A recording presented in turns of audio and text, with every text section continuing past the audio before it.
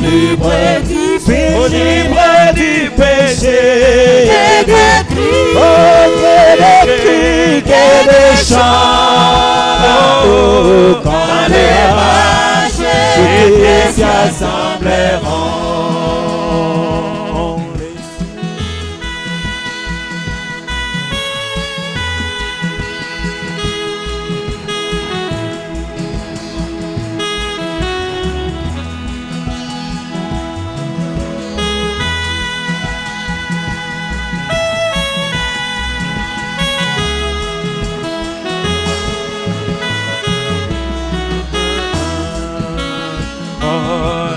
Il y aura un grand défilé dans le Ripavétor.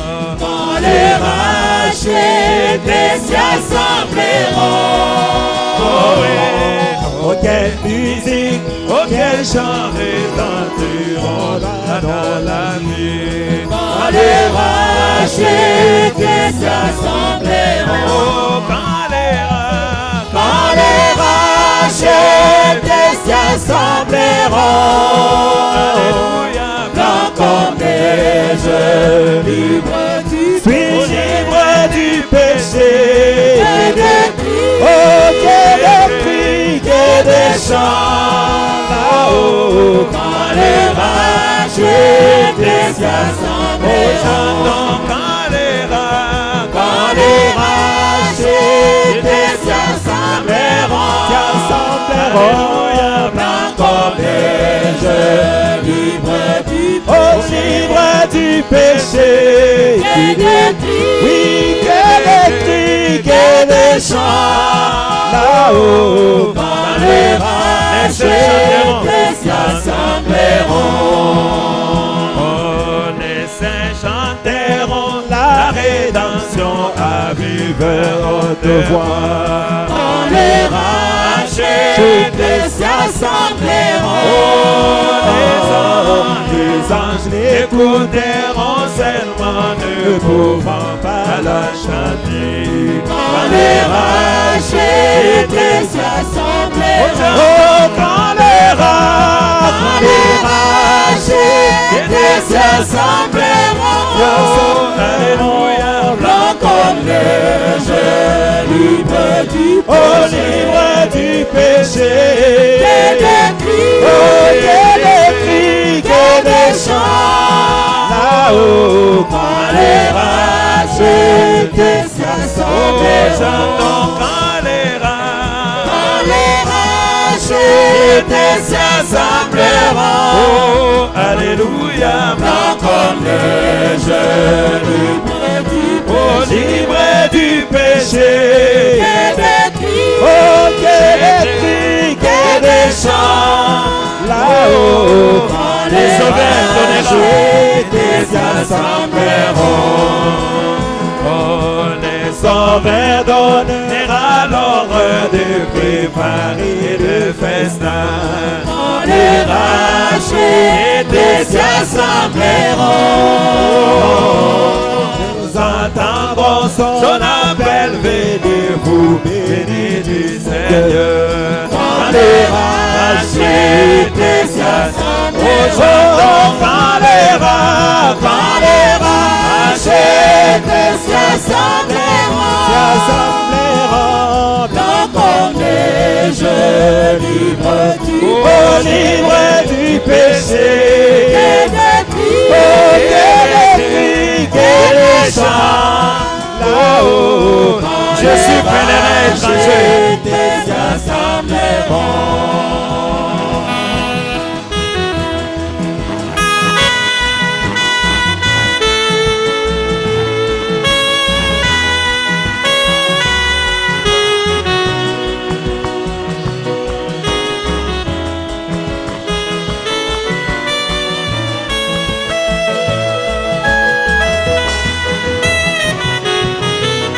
Oh, je suis moi, pèlerin étranger, errant dans ces monts péchés. Oh, c'est ma route vers la cité. Oh, lorsque les saints entrent. Nous chantons quand les saints, quand les saints entrent. Oh, ces jours-là, lorsque les saints entrent. Seigneur, moi aussi, Seigneur, je vais être de ces nombreux. Lorsque les saints entrent. Oh, chantons quand les saints entrent. Oh, ces jours-là, lorsque les saints entrent. Seigneur, moi aussi, Seigneur, je veux être de ces nombreux. Amen, amen. Lorsque les saints entrent. Oh, je sais, je verrai mon Seigneur, si ma vie est brûlée. Oh, les cieux m'ouvrira ses portes. Alléluia, lorsque les saints entrent. Oh, chantons quand les saints, oh, quand les saints entreront. Oh, ces jours-là, lorsque les saints entrent. Seigneur, moi aussi, Seigneur, je veux être de ces nombreux, lorsque les saints entrent. Oh, chantons quand les saints, oh, quand les saints entrent. Oh, ces jours-là, lorsque les saints entrent. Seigneur, moi aussi, Seigneur, je veux être de ces nombreux, lorsque les saints entrent. Oh, nous rassemblons autour du trône. Et les portes bien. Oh, je crierai, gloire, lorsque les saints entrent. Oh, chantons quand les saints, oh, quand les saints entrent. Oh, ces jours-là, lorsque les saints entrent. Seigneur, moi aussi, Seigneur, je veux être de ces nombreux, lorsque les saints entrent. Oh, chantons quand les saints entrent. Oh, ces jours-là, lorsque les saints entrent. Oh, Seigneur, moi aussi, Seigneur, je veux être de ces nombreux. Oh, j'aime Jésus, lorsque les saints entrent. Oh, j'aime Jésus, j'aime Jésus, j'aime Jésus, qu'il soit loué. Oh, j'aime Jésus, j'aime Jésus, j'aime Jésus, qu'il soit loué. Oh, Jésus, qu'il soit loué. Oh, qu'il soit loué. Alléluia, qu'il soit loué. Oh, Jésus, qu'il soit loué. Jésus, qu'il soit loué. Oh, qu'il soit loué. Alléluia, qu'il soit loué. Oh, Jésus, qu'il soit élevé. Élevé Jésus. Élevé Jésus. Alléluia, qu'il soit élevé. Oh, Ganalingi Yesu, Ganalingi Yesu, oh, oh, oh, Yesu, akumama, oh, ngai Ganalingi Yesu, Ganalingi Yesu, Ganalingi Yesu, oh, kolo akumama, kolo akumama. Akumama, Hallelujah, Akumama, oh, Kolo akumama, Zambe akumama, oh akumama, hallelujah, akumama, oh namupenda Yesu, namupenda Yesu, namupenda Yesu, asifiwe, oh mimi namupenda Yesu, namupenda Yesu, namupenda Yesu, oh Mungu asifiwe, Mungu asifiwe, Bwana asifiwe, haleluya asifiwe, oh Bwana asifiwe, Mungu wa baraka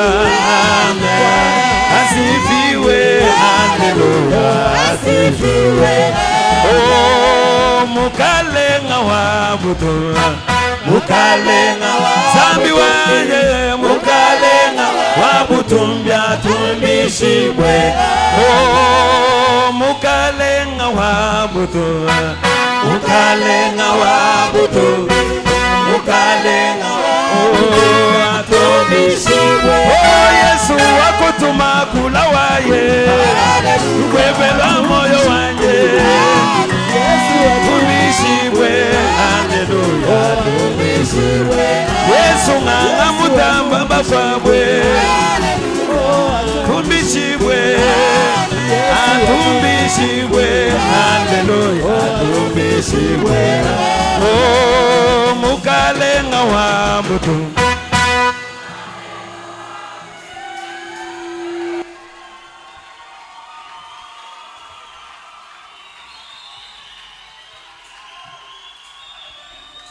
Nous allons élever nos mains. Onction descend sur moi, alléluia. Onction descend sur moi.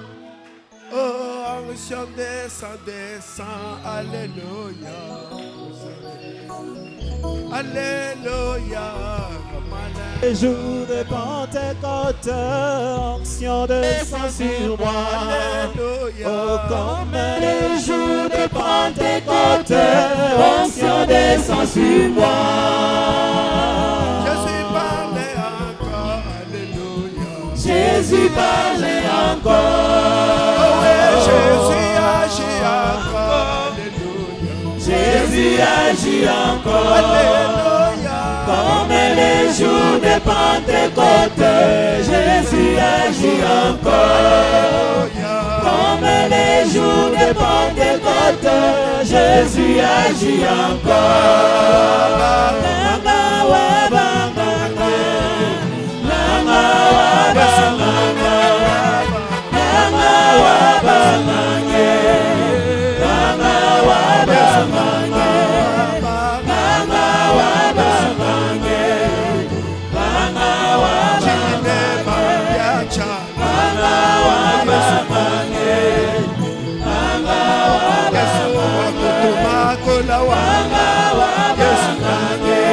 Élevons nos mains.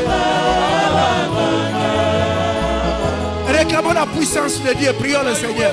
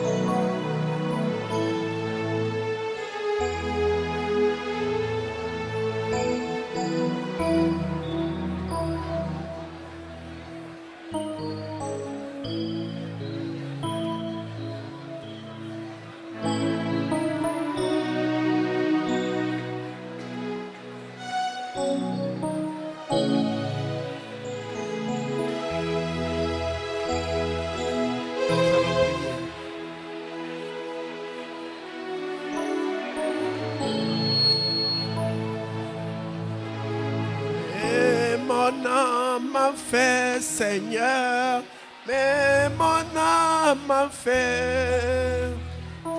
Pour l'amour de Jésus, mais mon âme m'a fait. Mais mon âme m'a fait. Seigneur, mais mon âme m'a fait. Oh, pour l'amour de Jésus, mais mon âme m'a fait. Oh, mais l'Église en fait, Seigneur, mais l'Église en fait. Oui, pour l'amour de Jésus, mais l'Église en fait. L'Église, mais l'Église en fait, Seigneur, mais l'Église en fait. Oui, pour l'amour de Jésus, mais l'Église en fait. Jéhovah notre Dieu, nous sommes debout devant toi parce que William Branham ne nous a pas amené un autre Dieu. Il nous a appris que le Jéhovah qu'adorait Moïse, celui-là même qui avait marché avec Abraham, c'est le Seigneur Jésus-Christ aujourd'hui. C'est pourquoi, Seigneur Jésus, nous sommes dans la joie parce que tu as accompli ce que tu avais promis. Tu avais dit, Seigneur, que tu ressusciterais et tu es ressuscité. Voilà pourquoi ce matin, nous sommes dans la joie. Nous adorons un vainqueur. Nous adorons un puissant conquérant. Sois loué, sois béni, mon Seigneur. Mais regarde, oh Dieu, lorsque tu avais appelé Moïse, Seigneur, tu l'as appelé dans la colonne de feu. Seigneur Dieu notre Père, Saul de Tarse, sur le chemin de Damas, Seigneur, tu l'avais appelé dans la grande colonne de feu. Pierre qui était emprisonné, toi la colonne de feu, tu étais descendu. Tu es entré dans la prison intérieure. Tu as libéré Pierre. Tu as cassé les chaînes. Père, et pourtant les gardes étaient là. Les gardes étaient armés jusqu'aux dents.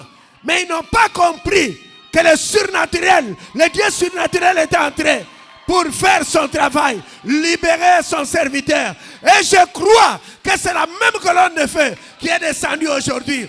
J'aimerais, Seigneur, que la même colonne de feu qui avait libéré Pierre, qui était en prison, que ceux qui étaient liés, les frères liés, les sœurs liées, soient délivrés aujourd'hui. Au nom puissant de Jésus. Ceux qui avaient des maladies, qui avaient des problèmes non résolus, que leurs problèmes trouvent des solutions. Au nom puissant de Jésus. Ceux qui étaient des vagabonds, qu'ils aient une adresse, Seigneur. Ceux qui étaient des locataires, qu'ils deviennent des bailleurs, des bailleresses. Au nom puissant de Jésus. Bénis les étudiants, bénis les étudiantes, donne-leur la sagesse et l'intelligence, Seigneur. Bénis les serviteurs de Dieu qui sont dans cette église. Bénis les vases secondaires, bénis les diacres, les huissiers, les administrateurs, les interprètes. Bénis l'équipe de sonorisation. Bénis chaque enfant, les moniteurs de l'école du dimanche, les surveillants. Que chaque personne, que chaque homme, chaque femme qui est entrée ici, Père, qui ne sorte pas main vide, qu'il retourne chez lui. Comme les disciples au lycée d'Emmaüs, qu'ils parlent sur leur chemin et dans leur maison que réellement le Seigneur était là. Bénis cette réunion du début à la fin. Sauve les pécheurs et les pécheresses, guéris les malades. Tout pour ta gloire au nom de Jésus-Christ. Amen. Nous allons ouvrir nos Bibles dans Romains chapitre 11. Tutafungula mabiblia yetu katika kitabu cha Warumi sura ya 11. Versets 28 et 29.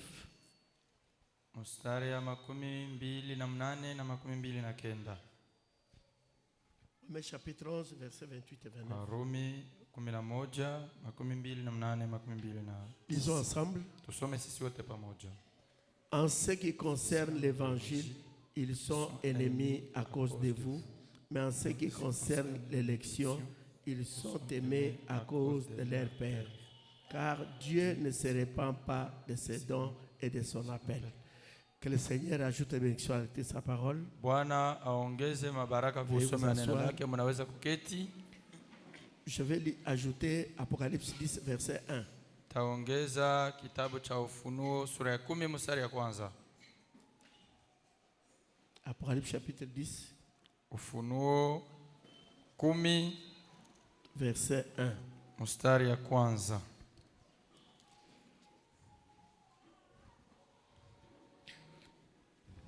Allons-y. Tusome. J'ai vu un autre ange puissant qui descendait du ciel, enveloppé d'une nuée. Au-dessus de sa tête était l'arc-en-ciel, et son visage était comme le soleil, et ses pieds comme des colonnes de feu. Amen. Amen.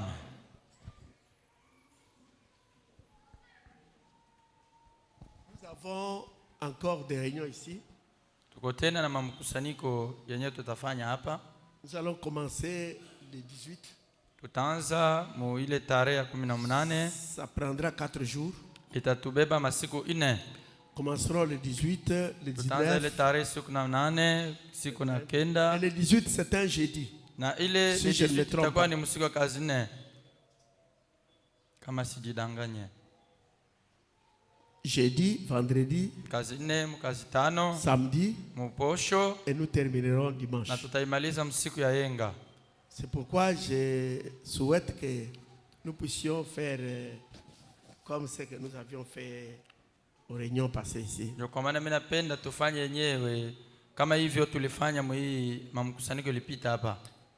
Nous allons faire les jeûnes Tutafunga chakula jeudi, kuanzia msiku ya kazi 4, vendredi kazi 5 et samedi. na muposho.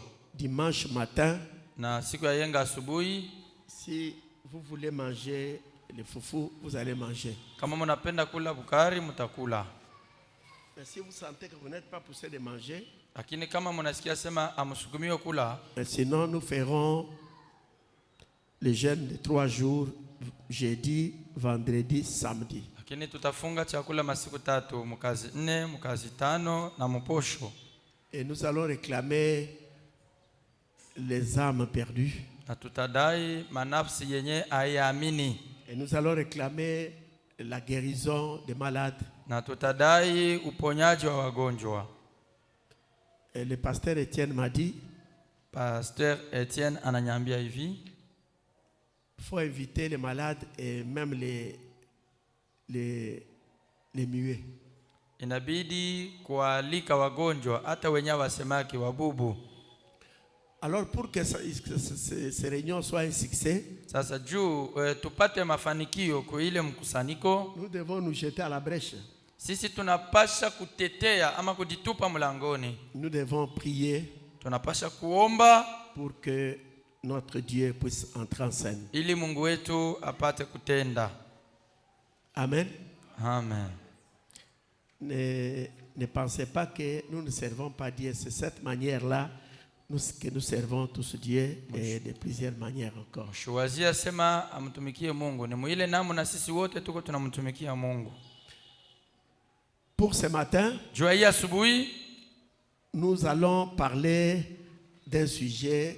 tutasemea juu ya kishina, Comment l'ange est venu à moi et sa commission. gisi gani malaika alikuja kwangu na kazi yenye alinipatia. Nous allons voir quelle est la commission que Dieu avait donnée à Frère Branham. Tuliona ni kazi gani Mungu alipatia ndugu Branham. J'ai pensé pour être complet, Na niliwazia jua kueneana, parce que pendant le temps de prière, là, nous allons retourner dans les preuves de sa résurrection. Nous prenons un petit peu, nous prions.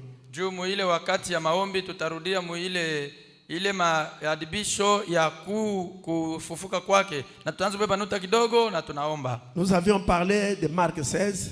Tulikuwa nasema juu ya Marko Et 16, Marc 16, ça concerne tout le monde. na Marko 6 inakuwa juu ya kila Que muaminifu. vous soyez un frère ou une sœur, Uwe ndugu au dada, Marc 16 vous concerne. Marko 16 iko juu yako. Je vous avais lu le prophète ici. Nilimsomea nabii hapa Si vous n'avez jamais expérimenté Marc 16, vous n'êtes pas encore un croyant. na kusema we kama awiatumikishaka Marko 16 manake hauna muaminifu. Et Frère Branham dit, Na ndugu mama nasema si vous n'avez pas la foi kama hauna na imani pour la guérison divine, juu ya kupata matunzo ya kimwili, comment aurez-vous la foi pour l'enlèvement? Sasa ile imani ya kunyakuliwa utaipata je? Parce que j'ai pensé même un jour parler sur la foi de l'enlèvement, mais il siku faudrait moja qu'on parle d'abord des sceaux. Nisemee mbele penye pa imani ya unyakuliwa, lakini nilipenda tuseme mbele juu ya mihuri. Si Marc 16, vous n'avez jamais expérimenté ça, Kama weye Marko 16 hii awia yuonjaka, mettez en tête que vous n'êtes pas un croyant. we mwenyewe uyo kusema awia kuwaka mukristo. C'est vous qui dites que vous êtes croyant. We mwenyewe ndio unajiita mukristo. C'est vous qui dites que vous êtes croyant. We dada ndio unajiita mukristo. Mais pour Dieu, Lakini juu ya Mungu vous ne l'êtes pas. awia kuwaka mukristo. Vous pouvez nous parler des expériences. Unaweza kutuonesha C'est bien. maonjo ile uko nayo, ni mzuri. Frère Branham dit, Ndugu mama anasema 70% du ministère du Seigneur Jésus-Christ était basé sur la guérison divine. 70% ya huduma ya Yesu ilikuwa pa uponyaji wa kimungu. Parce qu'il y a parfois des gens qui disent, Juu bengine watu la wanasema guérison c'est quoi? C'est un appât, c'est quoi? Ile ni kiambo Oui, tu. Frère Branham dit, Ndugu mama anasema hivi. Jésus, Yesu quand il a apporté son message, wakati alileta ujumbe mais yake 70% 70% était basé sur la guérison divine. ilikuwa ni juu ya matunzo ya kimungu. Comment vous pouvez vous appeler chrétien alors que vous n'avez jamais expérimenté Marc 16? Sasa ni je unaweza kujiita Mkristo japo awi atumikishaka Marko 16? Frère Branham dit c'est l'identification du chrétien. Ndugu mama sema njoo kitambulisho kia mwaminifu C'est Mkristo. l'identification du chrétien. Njoo kitambulisho kia Mkristo muke. Vous pouvez monter, descendre. Unaweza kupanda au kushuka. C'est bien. Ni mzuri. On peut avoir des frissons, c'est bien. Tunaweza kupata On michomuko ni peut mzuri. parler en langue, c'est bien. Tunaweza kusema katika lugha ni On peut mzuri. avoir des prophéties, c'est bien. Tunaweza kutabiri ni Parce que mzuri. chaque parole a sa place. Juu kila neno liko nafasi yayo. Mais quant à être un croyant ou une croyante, Lakini jua kuitiwa mwaminifu mume au il mke, faut que vous puissiez expérimenter Marc 16. inabidi uonje ile Marko Si 16. vous n'avez jamais expérimenté Marc 16, Kama wewe awia onjaka Marko vous 16, n'êtes pas encore un croyant. awia kuwa Et mwaminifu. vous devez avoir honte Na unapaswa de kujishikia vous haya appeler croyant ya ou croyant. kujiita Mkristo mume au mke. Maintenant, pour être complet, Sasa jua kueneana, nous allons parler de la commission que l'ange avait donnée à Frère Branham. tutasemea juu ya kazi yenye malaika alimpatia ndugu Branham. Évidemment, nous n'allons pas terminer aujourd'hui. J'ai remarqué qu'il y a beaucoup de petites choses à Kweli dire. hatutamaliza juu mimi naona kuko tumanuta mingi pale. Je suis dans le message, l'histoire de ma vie, Ndani ya mahubiri historia ya maisha yangu prêché le 19 avril 1959. yenye kubira mwile tarehe Je vais lire à la page 9 et 10. ukurasa ya 9 na ya 10. Ça, c'est le prophète qui parle. Huyu ni nabii Je kunasema, suis né le 6 avril 1909. nilizaliwa mu 6 avril Il y 1909. a des gens qui sont venus, qui sont encore nouveaux dans le message. Kuko batu bale bengali basasa mu ujumbe. Le prophète que Dieu nous a envoyé, il est là. Nabii mwenye Mungu alitutumia yeye huyu pale. Il s'appelle William Marion Branham. anaitwa William Marion Maintenant, Branham. c'est lui qui avait prêché sur l'histoire de ma vie. Yeye ndio alihubiri historia ya maisha yangu. Et il dit Anasema hivi, qu'il est né le 6 avril 1909. alizaliwa le 6 avril 1909. Est-ce que c'est une coïncidence ou bien c'est un hasard? Je, inakuwa ni bahati? Je crois que les aigles ont déjà vu ça. Nadhania mantai ilishaona ile. Jésus-Christ, Yesu Kristo il est né au mois d'avril. alizaliwa mu mwaka wa Avril. Frère Branham, Mwezi Avril. Ndugu Branham au mois d'avril. yeye naye alizaliwa mu ile mwezi ya 4. L'époux au mois d'avril, Na bwana harusi anazaliwa mu l'épouse mwaka au wa mois 4. d'avril. Bibi harusi mu mwaka ya 4. Mwezi ya 4. Que dites-vous que c'est? Sasa mtasema ni nini ile? Je suis né le 6 avril 1909. Nilizaliwa le 6 avril 1909. Évidemment, vous savez, Kweli mnajua comme ça, vile j'ai un peu plus de 25 ans maintenant. nilisha kupitisha miaka 25 Et sasa. donc, le matin où je suis né, Asubuhi yenyewe nilizalikwa, maman a dit qu'ils ont ouvert la fenêtre. mama aliniambia sema balifungulaga dirisha, Or, nous n'avions pas de médecin. japo atukukwake na munganga. Il y avait une sage femme. Kulikuwaga mama wa kuzalishana. Simplement. Ni mjo yeye Et alikuwa cette pale. sage femme, Na huyu mama wa kuzalishana c'était ma grand-mère. alikuwa ni kambo yangu. Et alors, quand je suis né, Na wakati nilizarika et que j'ai poussé mon premier cri, na nikatosha lalamiko yangu ya kwanza, alors maman voulait voir son enfant. na mama alipenda kuona mtoto yake. Et elle n'était elle-même qu'un enfant. Na ile wakati yeye mwenyewe alikuwa ingali mtoto kidogo. Et quand ils ont ouvert la petite fenêtre, Na wakati walifungula ile dirisha kidogo, juste au point du jour, na muile wakati usiku ilikuwa vers nakatisha, les 5 heures, mu masaa 5 heures, il y avait un rouge-gorge perché tout près d'un petit buisson. kulikuwa ndege mmoja anaitwa rouge gorge, alikuwa pale pembeni ya mti. Vous en avez tout vu, les gravures dans mon livre sur l'histoire de ma vie. Muliona mapita ile mandege muile ile barua yangu niliandika pa histoire de ma vie. Un rouge-gorge était perché là. Kulikuwa rouge gorge alikuwa pale. Il chantait à plein gosier. Alikuwa naimba iko nalalamika. J'ai toujours aimé les rouges-gorges. Mimi napendaka wale wa ndege rouge gorge. Les garçons. Babijana. Vous les garçons. Mwe babijana. Vous qui êtes à l'écoute de la radio, mwe bale Mungu ananifuata ku radio, ne tirez pas sur mes oiseaux. Musipime kuua wale wa ndege yangu. Voyez-vous? Munasikia? Ce sont ceux-là. Ni bale bandege. Ce sont mes oiseaux. Ni bandege bangu. Avez-vous déjà entendu la légende du rouge-gorge? Musha kusikiaka historia ya rouge gorge vile nekalaka. Comment sa poitrine est devenue rouge? Namuna gani kifo yake ilikuwa nyekundu? Je vais m'arrêter ici pendant un instant. Nitasimamia mbele hapa wakati kidogo. Comment sa poitrine est devenue rouge? Bilari ya ile mandege ilikuwa nyekundu. Un jour, siku moja, le roi des rois était mourant sur la croix. Mfalme wa falme alikuwa anakufa kule msalaba. Il souffrait et personne ne voulait venir à lui. Alikuwa anateseka na mtu hata mmoja kupenda kuja karibu naye. Il n'avait personne pour l'aider. Hakukuwa na mtu jua kumsaidia. Et il y avait un petit oiseau, na kulikuwa ndege mmoja kidogo, brun, mweusi, brun, mweusi, qui voulait arracher le clou mwenye alitafuta kutukuna ile misumari de la croix.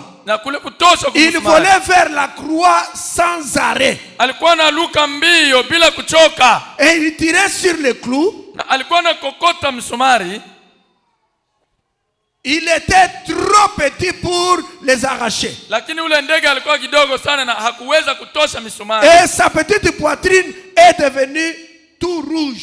Na njoo pale kilari yake ikakuwa nyekundu yenye kupakaliwa na damu. Et depuis ce jour-là, na tangu ile siku sa poitrine est rouge. Kilari yake inabakia nyekundu. Ne tirez pas sur lui. Msimuue. Les garçons, Laissez-le laissez-les tranquilles. Il était perché près de la fenêtre. Il gazouillait à la manière dont chantent les rouges-gorges. Et papa a ouvert la fenêtre. Et quand ils ont ouvert la petite porte-fenêtre, cette lumière que vous voyez sur la photo est entrée par la fenêtre en tournoyant. Selon le dire de ma mère, elle s'est placée au-dessus du lit. Grand-maman ne savait pas quoi dire. Je suis né le 6 avril 1909 à 5 h du matin. Frère Branham est né le 6 avril 1909 vers 5 h du matin. Il dit ceci: le jour qu'il était né, qu'est-ce qui s'est passé? Un oiseau qu'on appelle rouge-gorge. Cet oiseau est brun. Et ces oiseaux se sont placés à côté de la fenêtre en train de chanter. Ils chantaient. Ils chantaient. Maintenant, frère m'a dit, comme ma mère voulait voir son enfant, elle-même qui était aussi une enfant, parce qu'elle avait 15 ans. Maintenant, elle voulait voir à quoi ressemblait son bébé. Et son mari na bwana yake avait acheté un nouveau salopette aliuza salopette mpya pour célébrer cet événement. ndio kusherekea ile karamu. Et maintenant, quand le papa de Frère Branham ouvre la fenêtre, Wakati baba yake ndugu Branham anafungula dirisha, qu'est-ce qui s'est passé? Nini ilifika? C'est comme si cette lumière iko saa hii nuru munaona pa picha n'attendait que cela. ilikuwa nachunga bafungule Cette dirisha. lumière, Hii nuru c'est la même colonne de feu ni nguzo la moto qui avait parlé à Moïse. yenye lisemanga na C'est Musa. celle-ci. Njoo hii. Parce qu'au temps de Moïse, Juu wakati ya il n'y avait Musa pas de photos. hakukuwaka mafilamu. S'il y en avait, Kama ilikuwaka on ile allait wakati, photographier ça. balipaswa kubamba pa C'est picha. cette colonne de feu. Ni hii nguzo la Quand on moto. vous dit, Kama la bananiambia colonne de feu appelée Moïse, nguzo la moto iliita c'est Musa. cette colonne de Ni feu. hii nguzo la moto. C'est cette munaona. colonne de feu Ni hii nguzo la qui moto. appelait Saul Njoo iliita sur le Saulo. chemin de Damas. Ile njia ya C'est Damasiki. cette colonne de feu. Ni hii nguzo la moto. Quand Pierre était arrêté, Wakati Petro il était alibambiwa, en prison. walimtupa C'est mgereza. cette colonne de feu Ni hii nguzo la qui moto. était entrée Njoo iliingia pour aller libérer Pierre. ndio kumtosha mgereza. Pierre était lié. Petro Il y alikuwa avait des amefungwa. chaînes aux jambes. Alikuwa na Il y avait minyororo des chaînes aux bras. minyororo Mais kumikono. quand la colonne de feu est Na wakati entrée, nguzo la moto les iliingia, chaînes sont tombées. me minyororo Et ce ikaanguka. matin, Na hii asubuhi comme je parle de la colonne de feu, nasema juu ya nguzo la et je moto. crois Na mimi que naamini Dieu est Dieu. nasema Mungu anabaki Mungu. Et cette même colonne de Na hii feu, nguzo la moto peu moja moja. importe Ijapokuwa là où tes histoires pahali vitu étaient yako liées, viko vyenye même si kufungiwa. on a pris ça, Hata kama on walivibeba. a amené à Kabinda. Wanavibeba kukabili. Aujourd'hui, Leo nous allons envoyer la colonne de tatuma feu. nguzo la moto. Même si Hata kama ta réussite mule muziki dans les affaires, mule aux mubiashara yako études, mu masomo frère, ndugu tu ne fais que reprendre.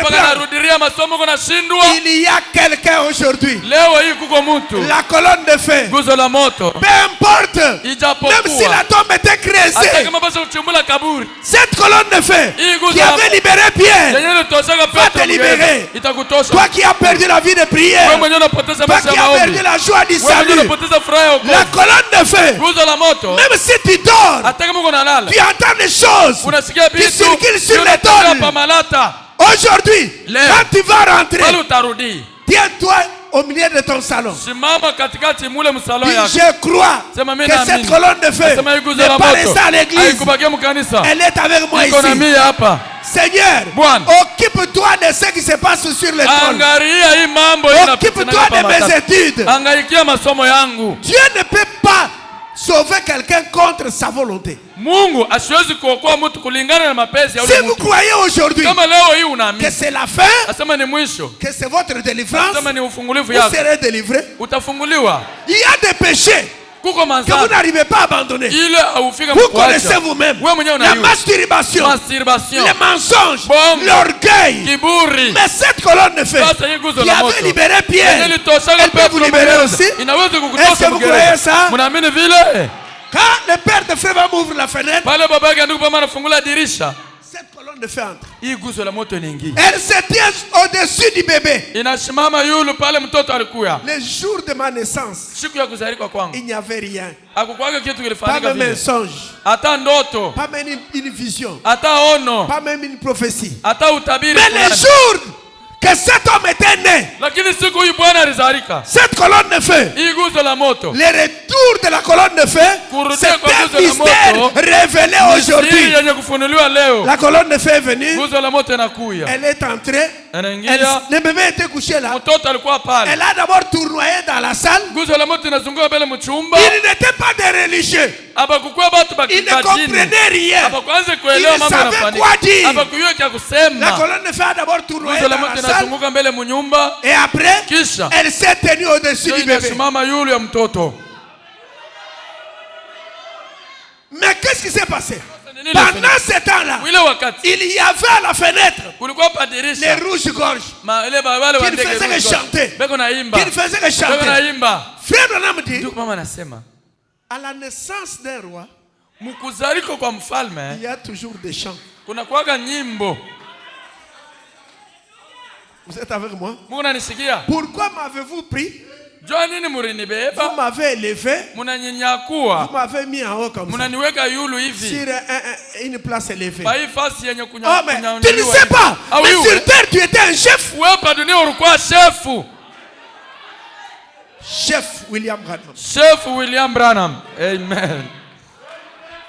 Mais regardez, il Mwangalie. y a des gens qui se fâchent comme ça. Kuko bale banashirikaga bya vile.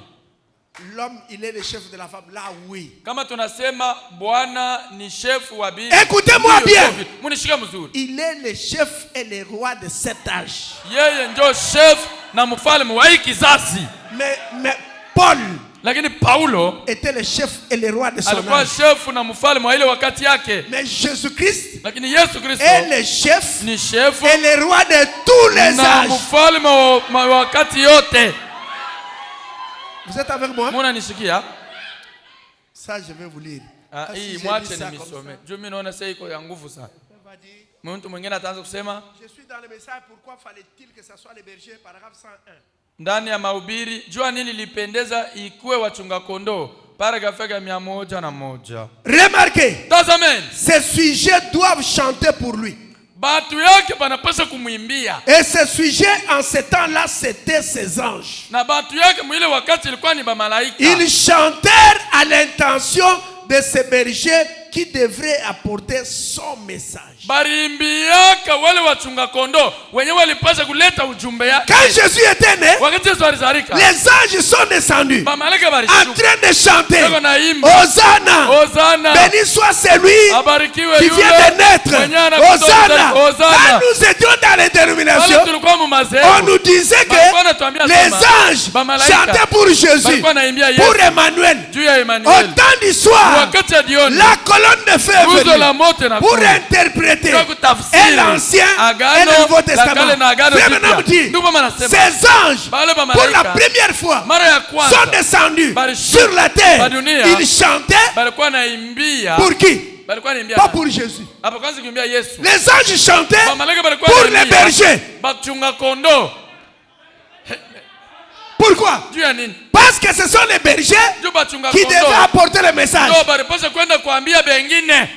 C'est pourquoi les anges chantaient pour eux. Ndio kwa maana bamalaika Ils balikuwa avaient une naimbia. noble mission. Balikuwa na kazi ya damani. Les anges sont descendus Bamalaika balishuka chantant pour les bergers. ndio kuimbia bachunga kondoo. Et dans cet âge, Na mwi wakati Dieu a pris les rouges-gorges Mungu anabeba ba rouge gorge. pour venir chanter Juu ya kwa à la kuimbia naissance de frère Branham. Kuzalika kwa ndugu Branham. Pourquoi? Juu ya nini? Parce qu'il a un message. Juu ya kuna Il a ujumbe. une commission. Juu ya kuna kazi. Il doit apporter le message. Anapaswa kuleta Il doit ujumbe. ramener le cœur des Anapaswa enfants kurudisha à mioyo ya leur père. watoto kwa baba Il zao. a un message Kuna ujumbe qu'il doit apporter à yenye l'humanité. anapaswa kuletea ulimwengu. Et frère m'a dit, Na ndugu mama anasema, ces rouges-gorges bale ba rouge qui gorge. chantaient, Bale bako naimba. il s'arrête, il dit, Anashimama. vous les garçons, Mwe babiana mushiki. ne tuez pas mes oiseaux. Mushipime kuwa bandege bangu. Vous les garçons. Mwe babiana. Est-ce qu'il a dit les femmes? Anasema anamuke. Vous les garçons, Mwe ne babiana. tuez pas mes rouges-gorges. Mushiuwe bandege Ce sont bangu. mes oiseaux. Ni bandege bangu bale. Avez-vous déjà suivi la légende du rouge-gorge? Mwisho kushiyaka hadisi ya rouge gorge. Frère Branham dit, Ndugu mama anasema, les rouges-gorges, ba rouge gorge. qu'est-ce qui s'était passé? Ni nini ile Quand Jésus était crucifié, wakati Yesu il était alisulubishwa, abandonné par le Père. alikuwa mwenye kukataliwa kwa baba. Il était abandonné par les Alikuwa hommes. mwenye kukataliwa kwa wanadamu. Tout le monde l'avait abandonné. Wote walimkataa. Il était seul à la croix. Alikuwa peke yake Les msalabani. rouges-gorges Bale ont dit, bandege on bakasema, ne peut pas laisser le maître, hatuwezi kuacha mwalimu le créateur seul comme ça, muumbaji yeye peke abandonné hivi par tous. mwenye kukataliwa Même kwa ceux watu qui wote. avaient mangé le pain, Hata wale wenye balikulaga même ceux qui mikate, avaient mangé les na poissons, wale balikulaga samaki même les yake, gens qui ont été guéris, na wale baliponeshwa, ils abandonnent le wote Seigneur. banakatala Ils Bwana. ne lisent pas la Bible. Abasome Ils Biblia. n'aiment pas lire les messages. Abapende kusoma ujumbe. Mais regardez, Ça, c'est les ça, rouges-gorges Ba rouge sont gorge. venus au secours. Balikuya kumsaidia. Maintenant, Ça, ça. ils voulaient arracher les clous. Balikuwa natafuta kutukuna Mais misumari. comme ce sont des petits Sababu ni oiseaux, bandege mwa kidogo, ils n'ont pas pu. Abakuweza. En essayant d'arracher les ndio clous, kuweza kutosha leur poitrine ndio kifua yao était touchée par le sang du maître. iliguswa na ile damu ya mwalimu. Et frère Bam dit, Na ndugu mama anasema, dès ce moment-là, tangu ile wakati les rouges-gorges, ba rouge gorge, tous les rouges-gorges, hii bale bandege bote ont le sang sur leur poitrine. banikalaga na damu pabilari hapo. Et je crois Na mimi naamini que chacun de nous ce matin kila mmoja wetu ya asubuhi aimerait être un rouge-gorge. anapenda kuwa rouge gorge. Parce que nous ce matin, Juu ya nous asubuhi voulons marcher tunapenda kutembea avec le sang na damu du Seigneur Jésus na Bwana Yesu sur notre poitrine. pakilari yetu. Qu'est-ce que le sang? Damu ni Le nini? message de l'heure. Ujumbe ya Le wakati. message de notre Ujumbe ya temps. wakati Nous yetu. devons avoir ça. Tunapaswa kuwa nayo. Un croix du message Mwaminifu wa ne ujumbe. doit pas se cacher. Asiwezi Est-ce que tu kujifichika. crois le message? Yesu kunaamini ujumbe? Amen. Ndiyo, amina. Même si on veut refuser de t'engager, hata kama on wanakataa te pose la question. Est-ce que tu pries au tabernacle? Oui. Ndiyo. Je ne peux pas avoir honte du message. Je ne peux pas avoir honte du messager. Oh non, on l'avait tamponné, oui. Mais pourquoi tu le suis? On l'avait tamponné. Mais ce que moi je sais, c'est que j'étais perdu. Grâce au message qu'il a apporté, je suis sauvé. J'ai le Saint-Esprit. Les rouges-gorges. Mon frère rouge-gorge. Ma soeur rouge-gorge. Avec la tache de sang sur la poitrine, le message de mon jour. Frère, nous ne sommes pas des croyants de 2 jours, de 2 mois, de 2 ans. Non. Pour nous, c'est une question de vie ou de mort. C'est un chemin de non-retour. Je crois le message. Un point, un trait. Même si tel tombé, même si tel a volé, même si tel a fait ceci, même si tel a fait cela, ça ne me dit rien. Mais moi, je continue la marche. Je me suis décidé de suivre Jésus. Même seul, je continuerai la marche. Moussalabambele. La croix devant moi. Le monde derrière moi. La croix devant moi. Le message devant moi. Et mes études derrière moi. Moi, je me suis décidé, parce que Dieu m'a fait grâce de croire ce message sans argent, sans rien payer. Je n'ai jamais gêné pour croire le message, mais sa grâce m'a mené à croire.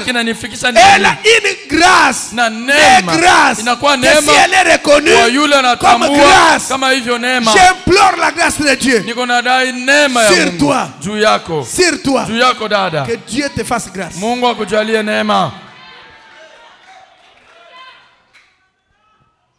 Je vois que tu es prophète. Du 14 juin 1953. Paragraphe 6. Eh bien, lorsque l'ange du Seigneur est venu vers moi pour la première fois, ma mère qui est assise là quelque part dans ce bâtiment ici ce soir, je ne sais pas si elle a eu un siège tout près ou tout près ni où elle est. Elle est quelque part ici. Elle peut en témoigner. J'étais un petit garçon d'environ 3 minutes dans le monde, lorsque l'ange du Seigneur est venu pour la première fois. Les gens de ma famille n'étaient pas religieux.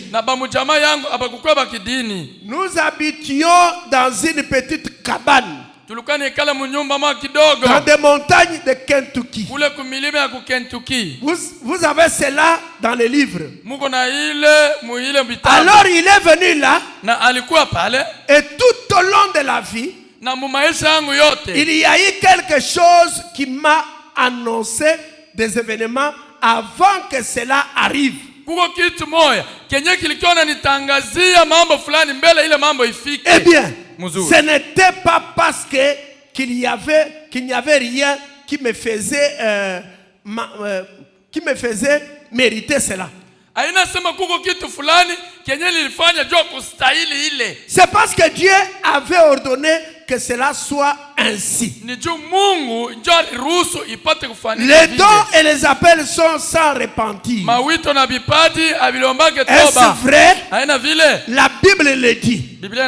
Dieu a donc préordonné des choses à exister. Alors si un homme vient et dit autre chose, Dieu a telle chose, eh bien, alors vous avez le droit de mettre cela en doute jusqu'à ce que Dieu le confirme comme étant la vérité. Frère me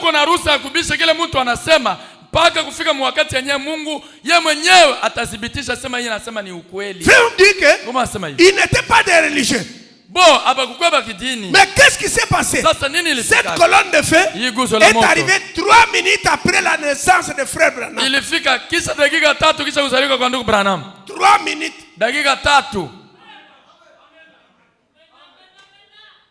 C'est pourquoi un jour, il était quelque part. Et la colonne de feu, il prêchait dans une ville en Amérique. Cette colonne de feu est entrée, a commencé à sillonner devant du côté de la chaîne. Un prédicateur s'est levé. Il voulait s'approcher là où était frère Branham. Et frère Branham dit que la colonne de feu l'a aveuglé. Il est sorti en train de tâtonner. Il fallait qu'on puisse l'aider. Regardez, quand cet ange du Seigneur un jour est entré dans la salle, et frère Branham était là avec son frère et Billy Paul. Il a dit, l'ange du Seigneur, je lui ai demandé que tu puisses le voir. Mais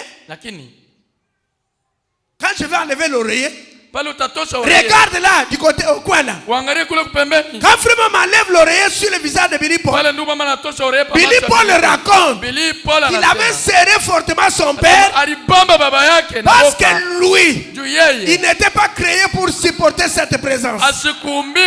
Regardez Moïse sur la montagne. Quand les enfants d'Israël, ils voulaient voir Dieu. Ah, tu nous parles Dieu, Dieu, Dieu. Nous voulons aussi le voir. Dieu dit à Moïse, dis-leur de se sanctifier. Frère, recherchez la paix avec tous. Et la sanctification, c'est à laquelle il fera le Seigneur. Pour voir Dieu dans ta vie, sanctification. Pour voir les miracles de Dieu, sanctification.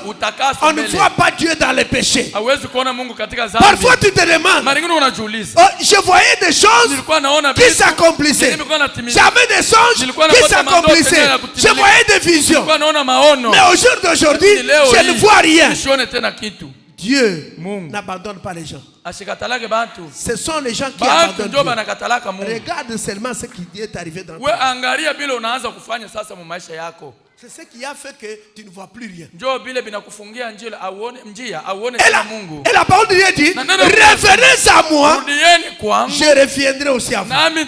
Est-ce que vous pouvez revenir à Dieu ce matin? Toi qui pouvais avoir la joie du salut, même si tu viens en train de piler les sommets, tu chantes. Aujourd'hui, ça n'arrive pas. Tu as rétrogradé. Et Moïse était monté sur la montagne. Il était en face de Dieu. Il y avait des éclairs, il y avait des tonnerres, mais Moïse était là.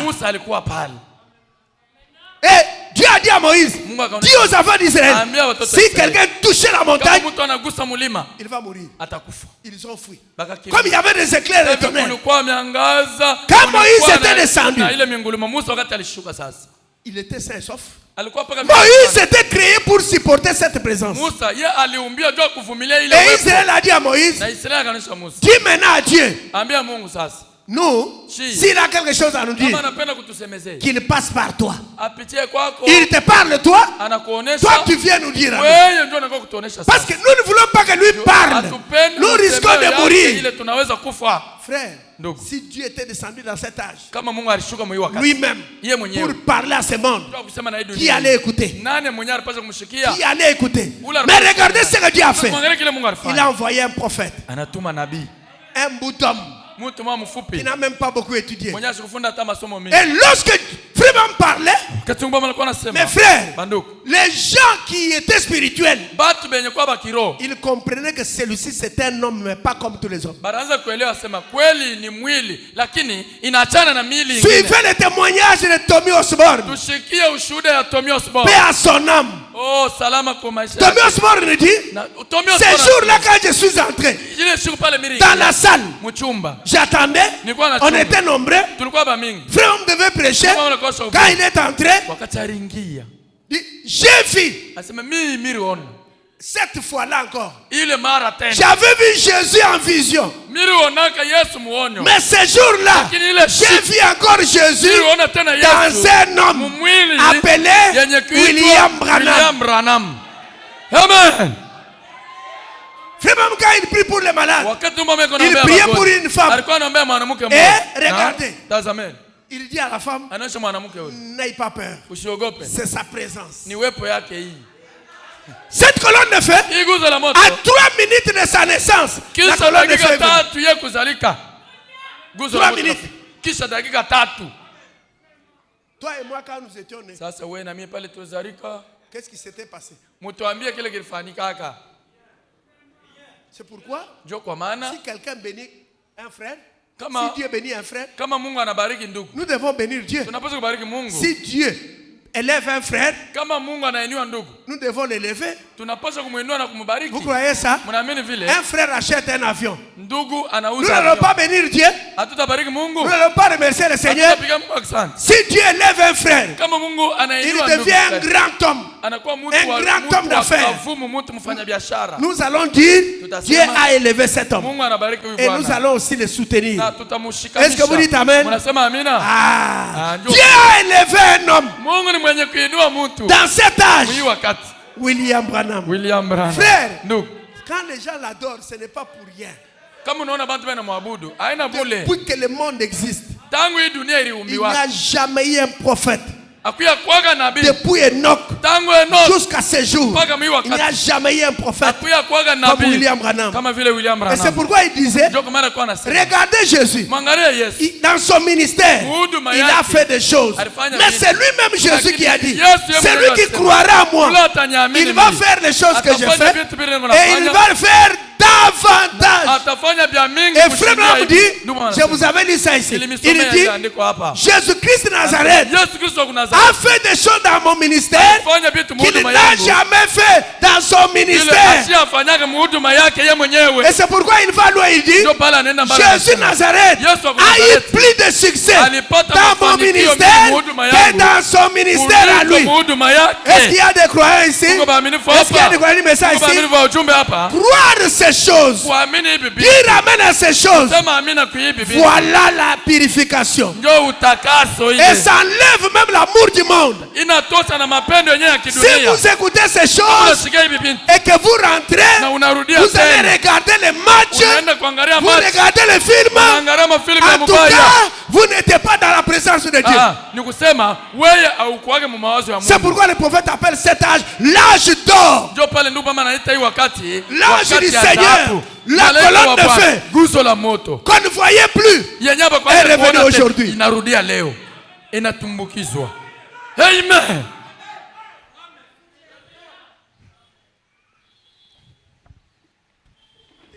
Sikieni L'histoire de ma vie.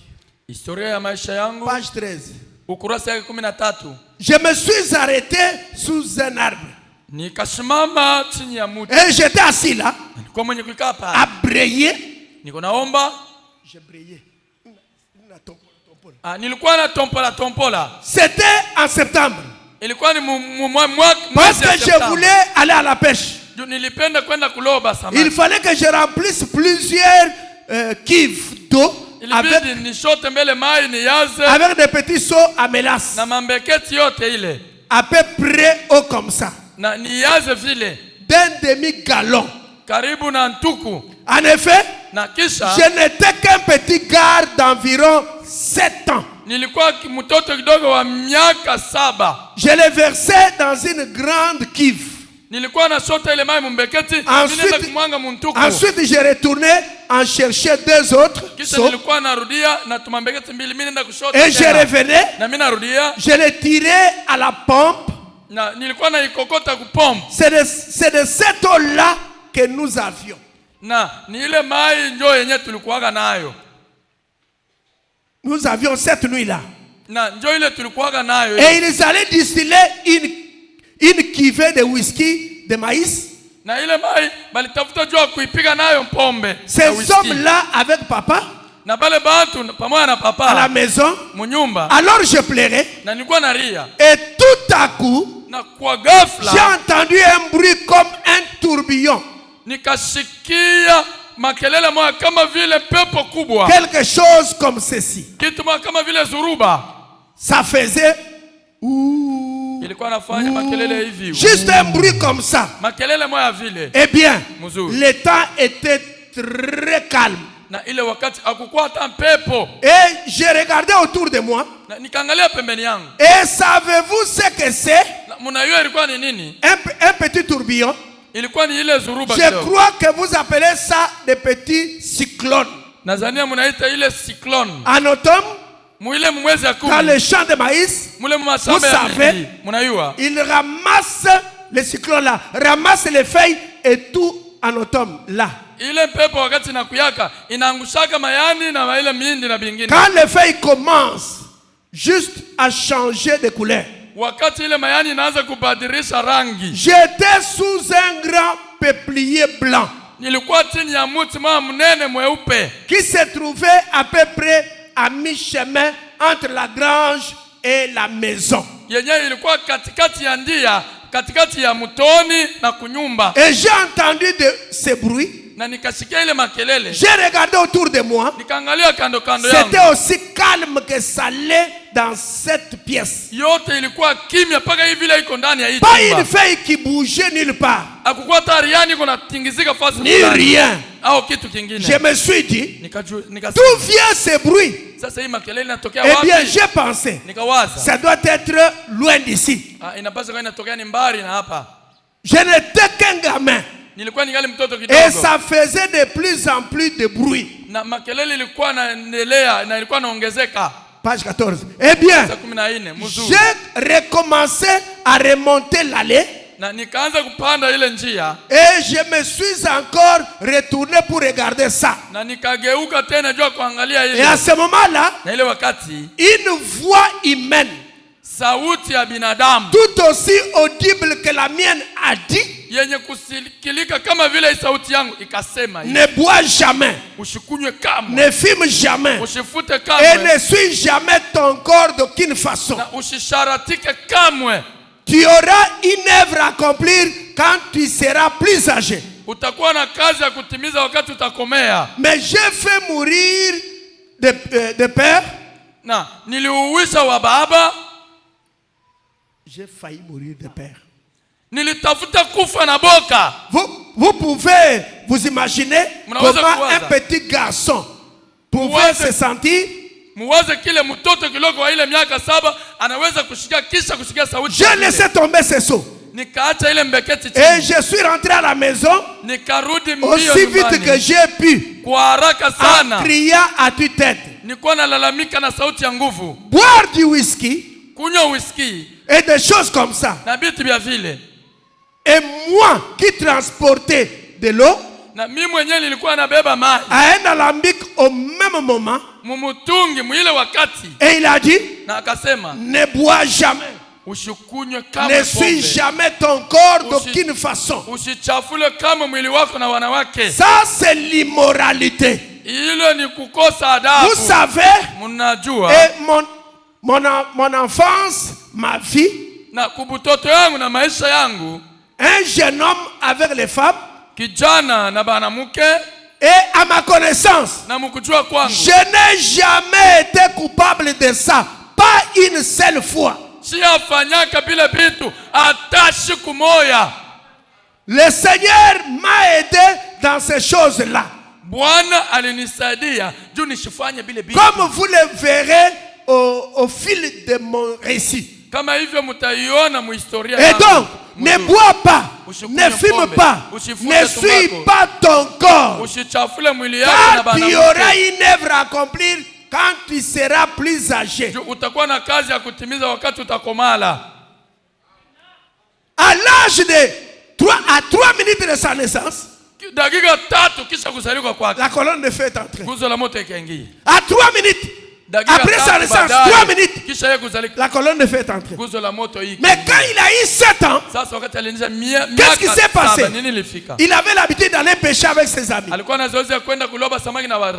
Ces jours-là, son père qui fabriquait le whisky, on s'était prohibé de faire le whisky. Mais son père n'avait pas un autre moyen de survie. Il l'a envoyé pour aller puiser de l'eau. Et il avait des petits seaux. Il puisait de l'eau. Il venait verser dans la grange. Il allait puiser encore.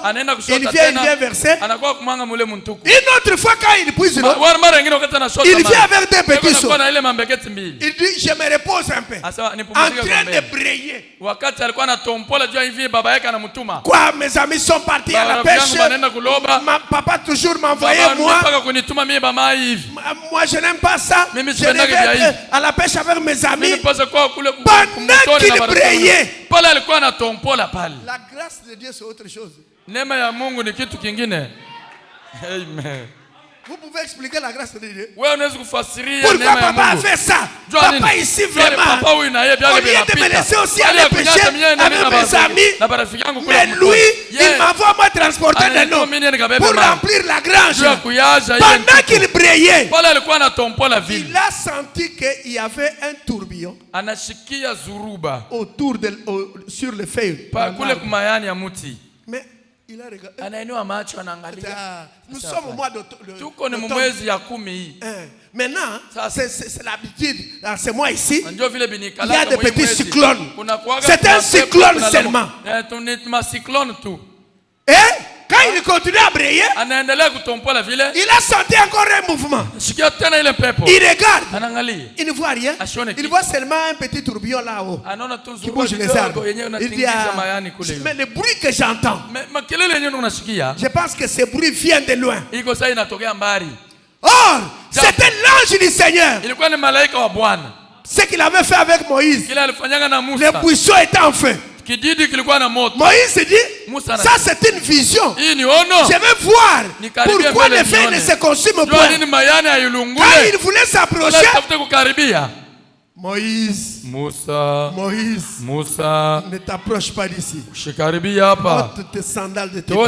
Tu es sur une terre sainte. Frère Branham dit, la terre ne peut pas être sainte. Moïse dit que c'était une terre sainte. Non monsieur, il n'y a pas une terre sainte. Il n'y a pas une montagne sainte. Il n'y a pas un homme saint. C'était le Dieu saint qui était descendu là-bas. C'est pourquoi cet endroit-là est devenu saint. Et regardez la grâce de Dieu. Pendant qu'il murmure, il n'est pas content. Parce que son père l'a envoyé puiser de l'eau. Il murmure là-bas. Vous connaissez comment un enfant de 7 ans peut faire? Papa aussi, moi je ne veux pas ça. Je voulais aller aussi à la pêche. Pendant ce temps-là, Dieu commence. Le tourbillon dans l'arbre. Il regarde. Oui, je vois les feuilles qui bougent. Mais je sens un bruit. Ce bruit-là, je pense qu'il vient de loin. Il sentait le bruit tout autour. Il dit non. Je peux partir. Il soulève encore les seaux. Mais qu'est-ce qui s'est passé? Mais pourquoi? Je vois seulement les feuilles qui bougent. Je ne vois pas, n'est-ce pas, quelque chose qui peut provoquer le bruit. Une voix sort. Une voix humaine ne boit jamais. Ne fume jamais. Ne suis pas ton corps de n'importe quelle façon. Parce que j'aurai un travail à faire avec toi. Plus tard, quand tu seras âgé. Vous êtes avec moi? On dit à Zacharie, écoute, Elisabeth, ta femme, elle sera enceinte.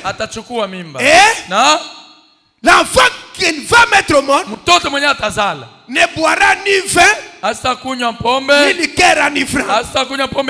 Quel est cet enfant-là?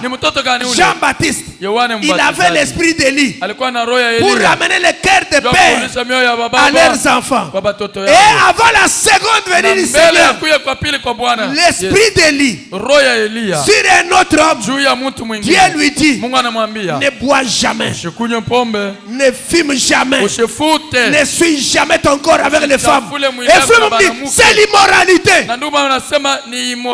La grâce de Dieu est venue te prendre, est venue me prendre pour nous amener au message.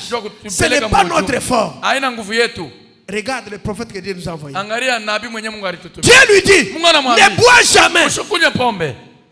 Qu'en est-il de toi et de moi? Assis dans une assemblée du message, mais tu continues à boire?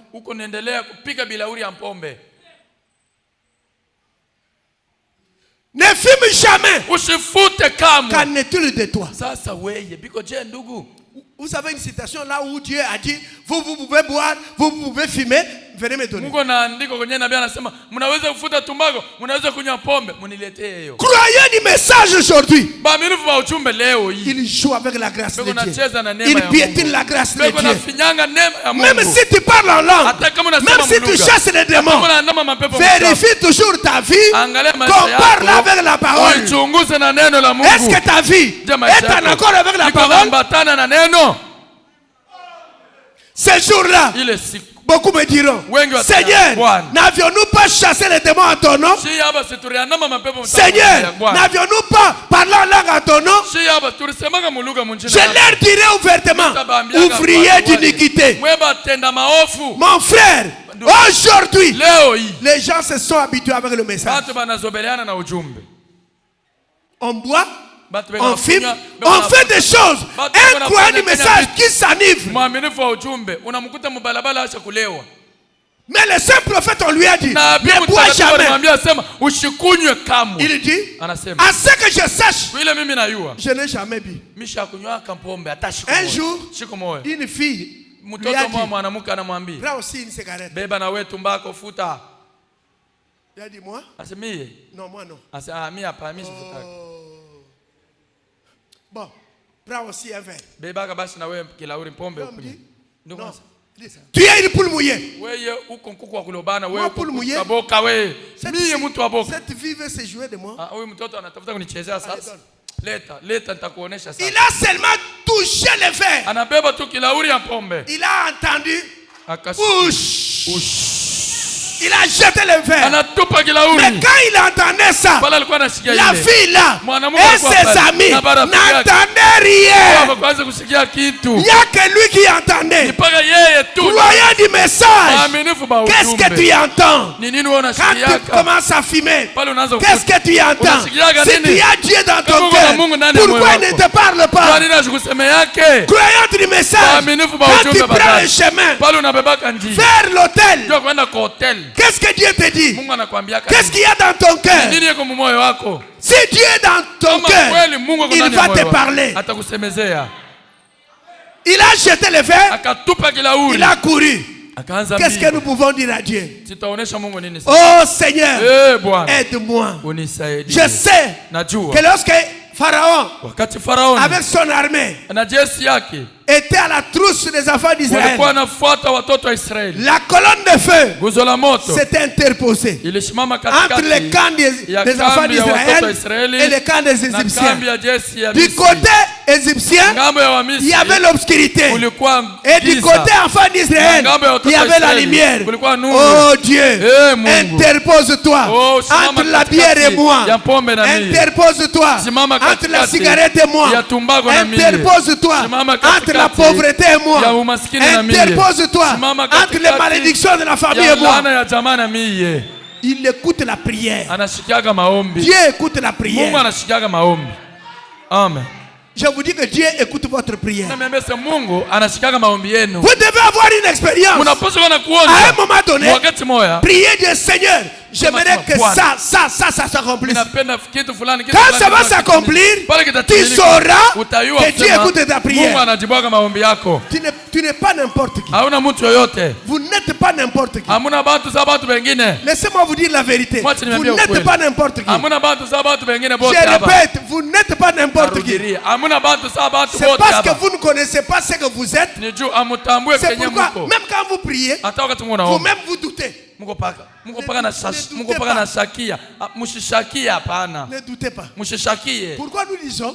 Vous n'avez pas le droit de fumer, ni de boire. La nature tout entière, la création tout entière attend la manifestation. De qui? De qui? Attendez. De qui? De qui? Vous n'avez pas bien répondu. C'est ça le problème que vous avez. La nature soupire. Elle gémit. Les musulmans, les bouddhistes, les dénominationnels, ils attendent voir la manifestation des fils de Dieu, les filles de Dieu. De qui? De moi. Le salut est individuel. Les musulmans attendent que toi, tu puisses devenir une fille de Dieu. À partir d'aujourd'hui, prononcer une parole, oubliez ça. N'hésitez pas. Dès que vous avez déjà prononcé, ne dites pas Seigneur, je retire ça. Tu n'as rien à retirer. Tu peux retirer si c'est contraire à la parole. Mais si en priant, tu dis oh Seigneur, donne-moi 3 milliards. Ne sursaute pas. Ne dis pas non Seigneur. Non. Je ne voulais pas dire ça. Non, c'est trop. Donne-moi même 2 millions. Petit poisson. Regarde comment tu es minable. Tu es dans le fleuve Nil. Petit poisson. Tu es dans le fleuve Nil. Et tu as peur de boire l'eau. Et tu dis, si je continue à boire, le fleuve va tarir. Oh Dieu, ouvre les fenêtres du ciel. Il n'y a pas un autre âge. Après celui-ci, il n'y a pas un autre âge. Quand il a appelé Frère Branham, quand il lui a parlé, il avait 7 ans. Papa aussi. Si c'était toi et moi, qu'est-ce qu'on allait dire? Mais c'est un enfant impoli. Son père l'envoie et il se plaint comme ça. Papa aussi. Papa n'a laissé tranquille. Mes amis sont allés pêcher. Oui, il me donne un travail. Papa aussi, il exagère. Papa exagère. Pendant qu'il dit que papa exagère, ne bois jamais. Ne fume jamais. C'est parce que vous ne savez pas si vous êtes prédestiné que les sorciers l'acceptent, qu'ils n'acceptent pas, que tes parents acceptent, qu'ils n'acceptent pas. Si vous êtes prédestiné, même si vous êtes là, oh moi j'aime Barça et moi j'aime Mazembe, ça ne dit rien à Dieu. Que tu le veuilles ou pas, Jésus a dit à ses apôtres, c'est moi qui vous ai choisi. Ici, ce matin, personne ne l'a choisi. C'est lui qui nous a choisi. Quand nous étions dans le monde, avec notre tête dans les choses du monde, lui il est venu. Peut-être que tu avais une chipette. Une prostitution hors cadre. Mais ce n'est pas un problème. Si tu es prédestiné. Mais la femme samaritaine, c'était une prostituée. Jésus laisse les femmes qui n'avaient jamais mené cette vie-là. C'est pour que vous compreniez à quel niveau la grâce agit. Il laisse les femmes qui n'avaient jamais vu. Elle a épousé son mari. À partir de son jeune âge, ils ont eu des enfants. Jésus laisse ces femmes-là. Il suit la prostituée. C'était une semence d'Abraham. Regardez à la croix. Cet homme-là, il a volé les maisons des gens. Il a tué les gens. Il a fait des choses mauvaises. Maintenant, il devait supporter sa punition. Il est aussi crucifié. Il est à droite. C'est lui qui est à gauche, il dit. Mais toi, il paraît que tu ressuscitais les morts. Et puis tu as fait beaucoup de miracles. Mais qu'est-ce que tu attends? Fais un miracle. Descends de la croix. Et tu nous fais aussi descendre. Toi le faiseur de miracles. C'est lui qui était à droite dit. Tu n'as pas honte de toi-même. Toi et moi. Nous sommes condamnés logiquement. Mais lui, il n'a rien fait de mal. Seigneur, souviens-toi de moi.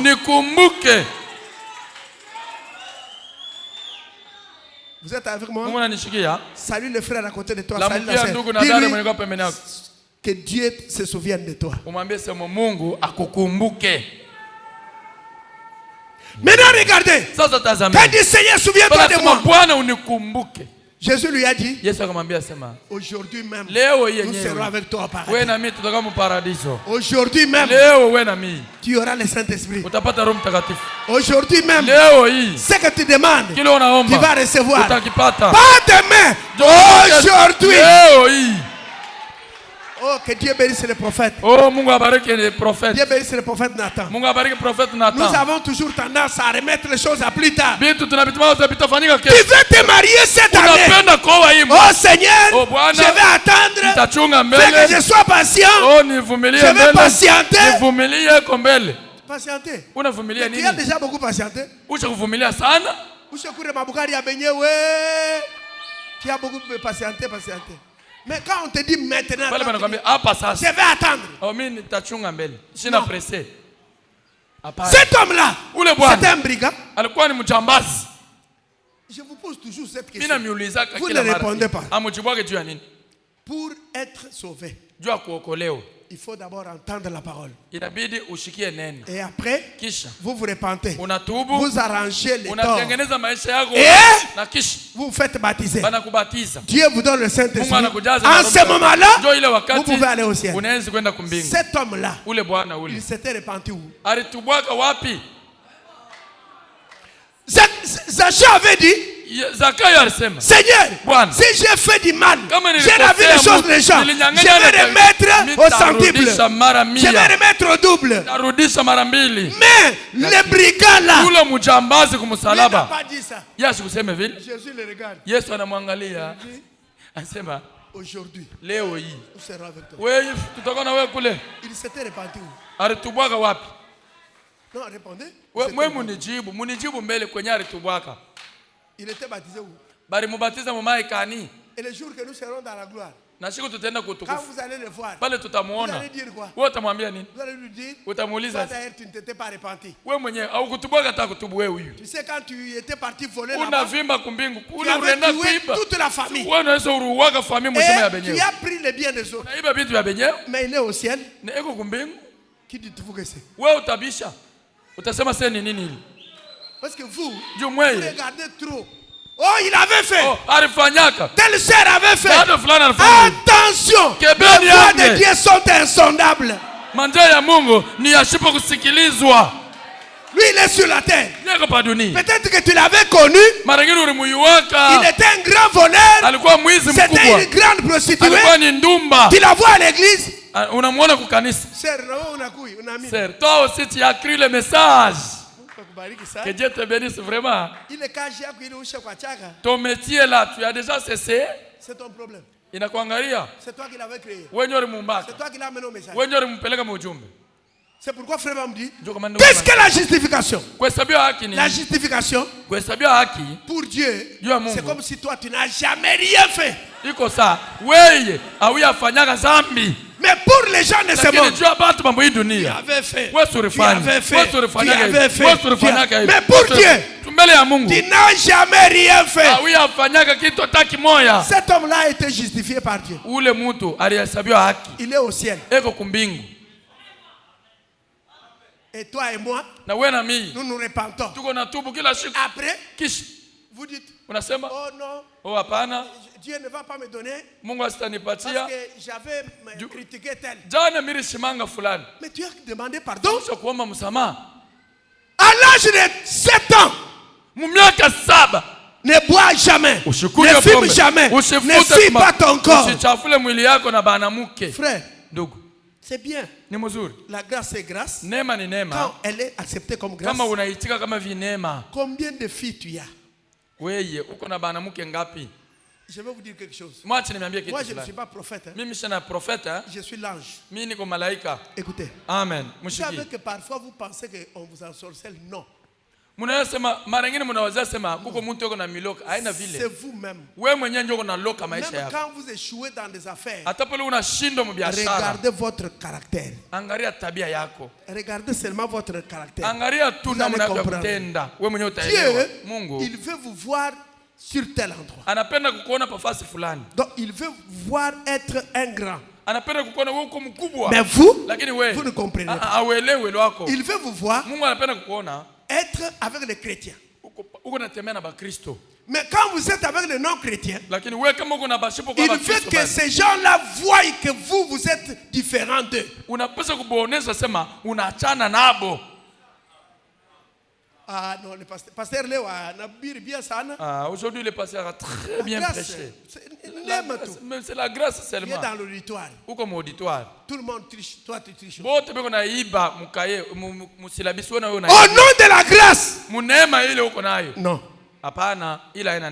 Non. Vous savez pourquoi les gens ne pleurent pas? Cher, vous savez pourquoi vous ne pleurez pas? Parce que vous avez 6 robes. Ou 6 ensemble. Vous faites des calculs. Dimanche, c'est dimanche, je vais porter cette robe. Le dimanche prochain, je porterai cette. Et l'autre dimanche, je porterai. Vous ne devriez pas faire ça. En Afrique du Sud ici. Afrique du Sud. Qu'est-ce qui se passe? À la fin de chaque année, vous trouvez les tables, les mousses dehors. Vous voyez comme ma biche est. Vous voyez comme nos chaises chaque fois 2 ans, qui ont déjà fait 2 ans. À la fin de l'année. Donc, on a jeté ça. Si tu veux aussi prendre, tu pars. C'est ce que nous faisons ici. Il y a des gens ici. Ces habits, c'est seulement la périphérie. Et ils s'encouragent. La friperie, vous savez, dans la friperie, là, il y a des bons habits. Hein. Des bons habits seulement pour toi. C'est pourquoi vous achetez les sous-vêtements et les soutiens. Et il y en a même qui vont plus loin. Ils achètent même les mouchoirs. Mouchoirs, Yankombo. Vous connaissez la maladie qu'avait cet homme-là qui utilisait mouchoir Yankombo. Un mouchoir. Ceinture Yankombo. La ceinture usagée. Vous trouvez un frère, il a Yankombo, chaussette Yankombo, des chaussures usagées. Pantalon Yankombo, chemise Yankombo, veste Yankombo, na cravate Yankombo. Et il pense que c'est bien. Ça fait rien, la vie continue. Elle continue où? Pourquoi cela arrive? Ne bois jamais, ne fume jamais, ne suis pas ton corps. Toi, tu as combien de relations avec les filles? Des relations. Il y en a qui sont à Kinshasa, d'autres sont ici. Et quand on te demande, tu dis, non, moi je connais comment je les gère. Et après, oh Seigneur, donne-moi 3 milliards. On n'est pas déjà 3 milliards. Non, enlève d'abord cette affaire. 3 milliards, je suis sida. 3 milliards, tu vas mourir du sida. Tu vas mourir du sida. Parce que toi, tu ne supportes jamais voir une jupe passer devant toi. C'est ça le problème. Et après, nous disons, mais Dieu ne nous bénit pas. ôte la pierre. Le péché là. Ôte cette chose là. Tu verras. Tu ne pourras même pas faire de longues prières. Je te dis la vérité. Pourquoi dans les études ça ne marche pas? Ôte la pierre. Il y a un problème. Arrange ça. Tu vas voir. Il ne faut pas attendre que quelqu'un bouge la tête. Non. La voie primaire par excellence, c'est la parole de Dieu. Ne bois jamais. Dans le message aujourd'hui, on a parlé, on en est même fatigué. Pourquoi? Parce que nous disons ceci. D'autres prédicateurs viennent dire non, il n'y a pas de problème. Vous arrivez dans la salle de fête. Maintenant, je me suis toujours demandé. Je demande, on ne me répond pas. À un moment donné, on éteint la lumière. Oh, il y a un invité spécial. C'est qui? Un petit gâteau, de rien du tout. Et on éteint la lumière. Et puis banasima na moto. Et après? Kisha. Oh, venez. Vous, marraine, vous les mariés, venez ici. Allez, venez ici. Vous les mariés. Il y a des spécialistes ici. Kuko ba spécialiste hapa. Mukufungula chupa. Moi, je ne fais pas ça. Modia, mbili. Si mimi sifanyaki bia vile. Je vais faire le renouvellement des fêtes. Je vous inviterai tous. Mitarudisha jipya naziri ya ndoa. Mitamiitisha mwe bote na amutaniona mimi nafanya bile bintu. Vous commencez non, compte à rebours. Oh, tuanze kubia mingi tuanze 6 5 4 3 4 2 1 0. Et nous sommes des croyants du message. Kweli tuko baaminifu wa ujumbe. Mungu atusamee tu. Mungu atusaidie. Et on dit zéro alcool. Oh, mui 20 amuna alcool. Bon, moi je ne crois pas tellement. Qu'est-ce qui montre qu'il n'y a pas d'alcool? Kile kinahakikisha sema amuna alcool ni kinini? Pourquoi vous ne voulez pas prendre même le coca? Vivons ensemble le coca, tu es sema non, coca ndio beko na kunywa. Pourquoi vous ne prenez pas le coca? Kile kifanta kia kinene kile. C'est même le gros fanta là. Le diable ici, le diable. Oui, shetani munaona huyu. Si on ne fait pas ça, kama tufanye vile, il fait il t'aurait bien. Qui t'a dit ça? Ule alikwambia sasa karama itakuwa mzuri ni nani? Ne bois jamais. Usikunywe pombe. Ne fume jamais. Usifute ne suis pas ton corps. Usichafue mwili yako. Toi tu suis ton corps combien de fois? Wewe mwili yako unaichafua mara ngapi? Sœur, dada, tu peux être là. Unaweza kuwa pale. Tu vois? Unaona? Les gens disent, pasteur, après, non, pasteur, ne suis pas ton corps. Commencé comme ça. Maintenant, regardez là où il est. Toi, tu es une sœur. Tu entres pour te laver. Tu as un téléphone. Tu te tires des selfies dans la douche. Tu es déjà déshabillé. Ces photos-là nues, tu viens envoyer à qui? Vous n'êtes pas sorcière par hasard. Ça, c'est la sorcellerie. Parce que c'est ton propre corps. Tu tires des photos. Maintenant, tu vas faire quoi avec ces photos? Kisha, il est ma photo. C'est il est pourquoi tu ne voulais pas que les gens touchent à ce téléphone. Téléphone, mon téléphone. Laissez, soyez tranquille. Ne suis pas ton corps. Mais vous suivez même les gens. Et après, nous nous demandons, Dieu ne nous bénit pas. Nous continuons.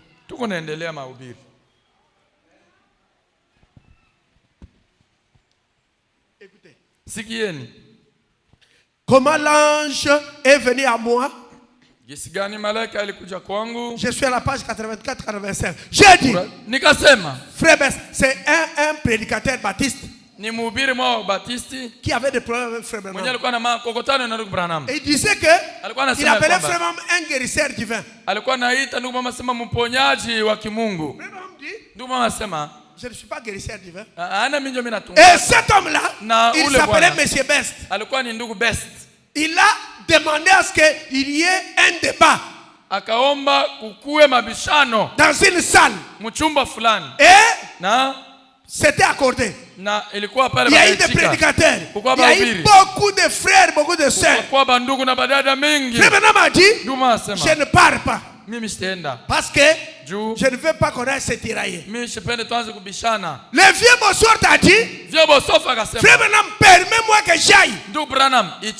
Sinon cet homme va crier victoire. Il va dire que nous l'avons fui. Frère Branham dit, à condition que tu me promettes que tu ne vas pas te chamailler avec lui. Je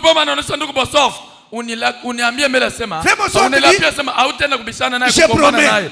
Et il est parti. Mais quand le prophète est resté, il n'a pas fait longtemps. Quelque chose lui a dit, va. Et il est aussi parti. Il était accompagné de son épouse Meda et de son frère Howard. Ils sont arrivés là. Comme c'était une grande salle, il y avait un balcon. Ils sont allés s'asseoir au balcon. Maintenant, Bosworth était là, sur une chaise, mais c'est Bess sur une autre chaise. Et les journalistes qui leur posaient des questions étaient là. Et il y avait des caméramans partout. Maintenant, pendant qu'ils discutaient, le frère Bosworth a montré les Écritures. Le frère Bess dit, ce guérisseur divin là, où est-il? Qu'il vienne faire un miracle ici pour que je croie à la guérison divine. Bess ne croyait pas à la guérison divine. Maintenant regardez, qu'est-ce qui s'est passé? À un moment donné, Bess a dit, il est guérisseur divin. Frère Bosworth a dit, s'il est guérisseur divin, toi aussi tu es un sauveur divin. Il dit, moi je ne suis pas sauveur divin. Et le frère Bosworth dit, lui non plus n'est pas un guérisseur divin. Maintenant, à un moment donné, qu'est-ce qui s'est passé? Howard a dit à frère Branham, ne bouge pas, ne pars pas. Le frère Branham dit non, je ne vais pas bouger. Il est resté là. Quelques minutes après, il a entendu.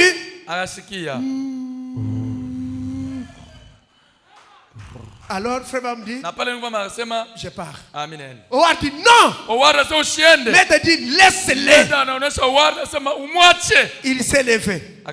Parce qu'il avait porté des lunettes fumées. Quand il s'est levé, quand les gens l'ont vu, frère Branham dit, les pauvres mortels, les pauvres gens, tout le monde me touchait. Dieu a visité cette génération. Tout le monde me touchait. Il fallait seulement, même si tu ne peux pas être en face de lui, même si tu es à distance, tu le touches un peu. Même si tu le touches au doigt. Oh, Dieu a visité cette génération. Frère Branham dit, c'est pourquoi il y a eu beaucoup de policiers, de huissiers, pour empêcher que les... Je vous dis autre chose. Un jour, frère Branham allait prêcher dans une ville. Qu'est-ce qu'il avait fait? Il a pris sa valise. Il a lié sur la voiture. Maintenant, comme il partait, il ne s'était pas rendu compte. Les cordes s'étaient cassées. La valise est tombée. Et c'est tombé non loin de la ville de Noir. Quand ils arrivent dans la ville où ils devaient prêcher, ils se rendent compte qu'il n'y a plus de valise sur la voiture.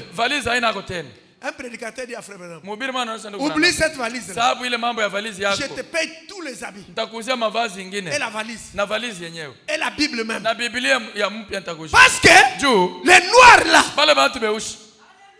dès qu'ils tomberont sur ta valise, et s'ils se rendent compte que c'est ta valise, tes habits là deviendront des tissus de prière.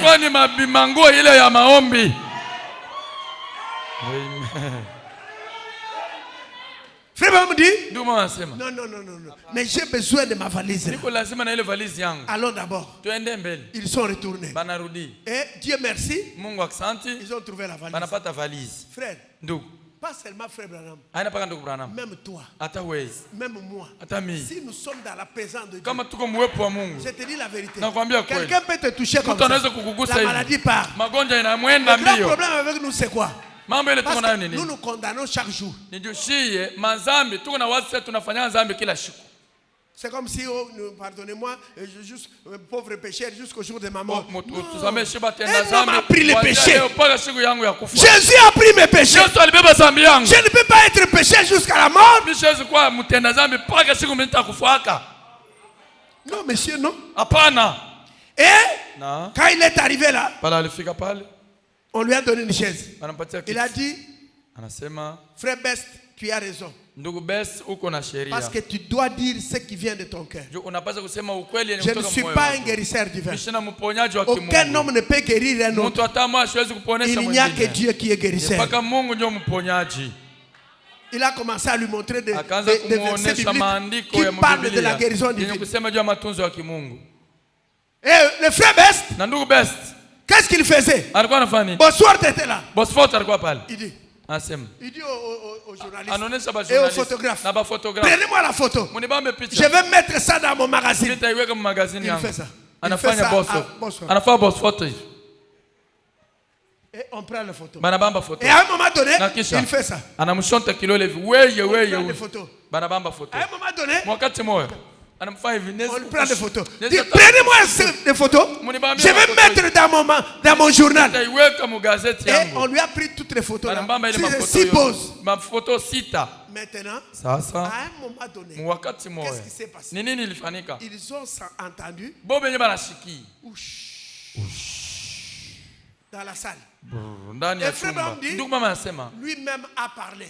Je ne saurais pas encore continuer. Et quand on a senti ça, un photographe, monsieur Kipperman, il a pris des photos. Et les autres ont pris des photos. Et qu'est-ce qui s'est passé? Quand ils sont allés pour développer ça, frère Branham dit, toutes les photos dont Best faisait ça. Ce qu'il faisait ça, c'est sorti vide. Mais quand on a développé la photo de frère Branham, on a vu 7 anges du Seigneur, 7 colonnes de feu sur la tête de frère Branham. Ils ont dit, mais ça ce n'est pas la psychologie. Non. Est-ce que l'appareil photo peut prendre la psychologie? Est-ce que photo, appareil photo, ça c'est un être surnaturel. Et c'était au Texas en 1950. La photo que vous voyez là, c'est une photo de 1950. Et frère Branham dit, le Seigneur, il a jugé bon de pouvoir se faire photographier avec moi. Et il dit, ce n'est pas ma photo, c'est sa photo. Vous êtes là? Si Dieu n'a pas eu honte de se faire photographier, moi, qui suis-je pour cacher cette photo? Frère, je vous dis la vérité. Que Dieu me pardonne. Vous pouvez manquer d'autres photos, mais pas ça.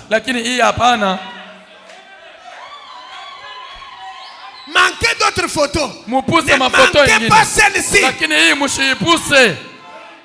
Vous pouvez manquer d'autres photos, ne manquez pas cette photo.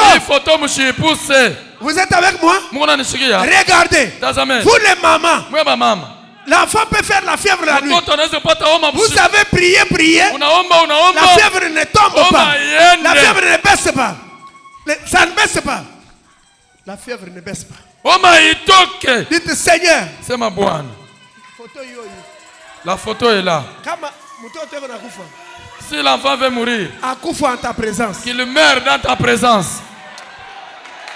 Si tu lances un défi à Dieu, il lèvera ce défi-là. Mes soeurs, ne manquez pas cette photo dans votre maison. Ça, ce n'est pas la photo d'un homme. Ce n'est pas le visage d'un frère Branham qui compte ici.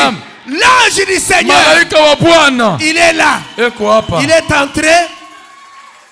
On a pris des photos. Quand on développe, on voit cette présence.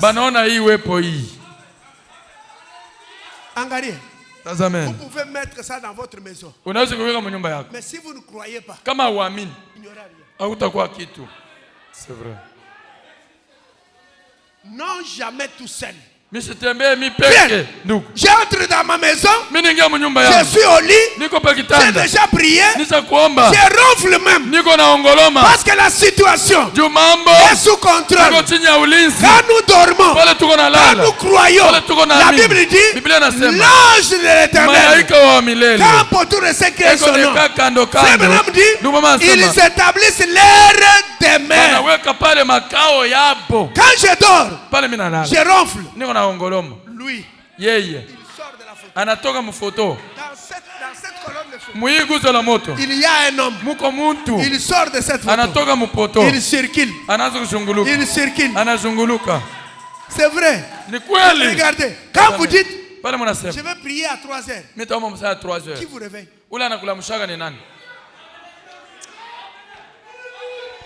Qui vous réveille? Laissez-moi parler d'Amen Tabernacle. Nous étions sur Amen 1. Un prédicateur est venu. Il a prêché. Derrière, il y avait les nattes. Quand il a fini, on était en train de prier. Il était assis. Il a senti une main. Il regarde derrière. Il ne voit pas personne. Il y a des nattes.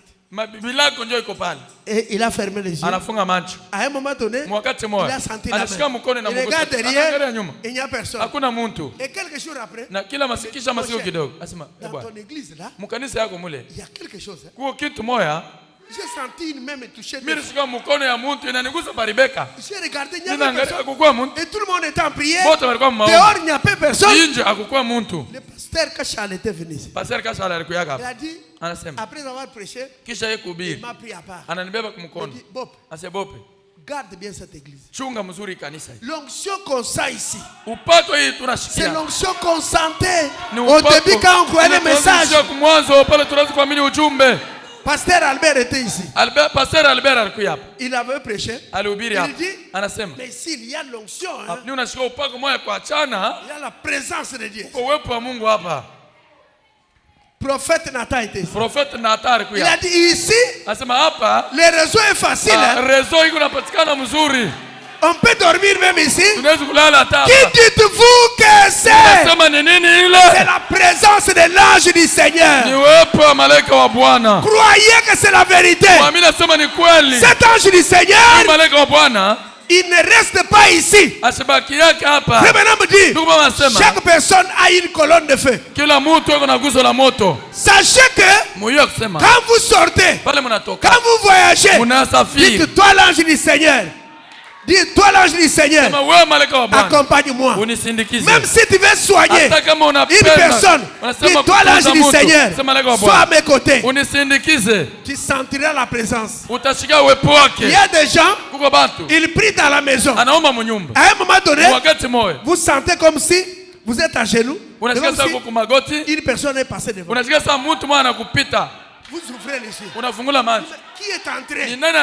Quand vous regardez, il n'y a personne. C'est l'ange du Seigneur ici. C'est l'ange du Seigneur. Les gens sont distraits comme ça. Vous êtes là, en train de prier. À un moment donné, vous priez à mi-voix. Oh Seigneur, aide-moi, oh Dieu. Oh Dieu, aide-moi Seigneur. À un moment donné, Alléluia! Alléluia! C'est quoi? Vous pensez que c'est quoi? À un moment donné, quand vous pouvez lire la Bible, ou vous lisez les messages, ou bien vous chantez. À un moment donné, vous sentez que vous vous avez envie de pleurer. C'est quoi? Ni. C'est la présence de l'ange. Même quand on prêche, un prédicateur prêche, à un moment donné, vous sentez quelque chose dire, allez sauter. Ce n'est pas vous, c'est l'ange du Seigneur.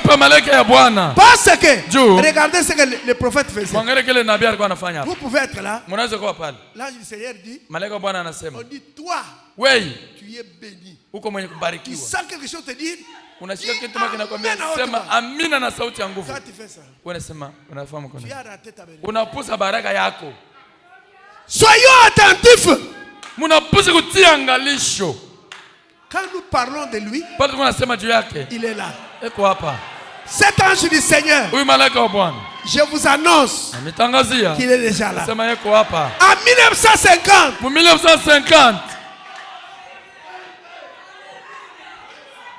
je vous ai dit, je vous ai dit, quand nous parlons de lui, il est là.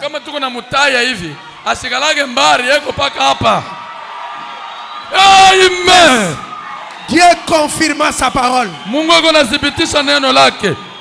Amen. Tenons-nous debout. Il est là dans sa parole. Il est là dans sa parole. Oh, Jésus est là, il est la parole. Il est là,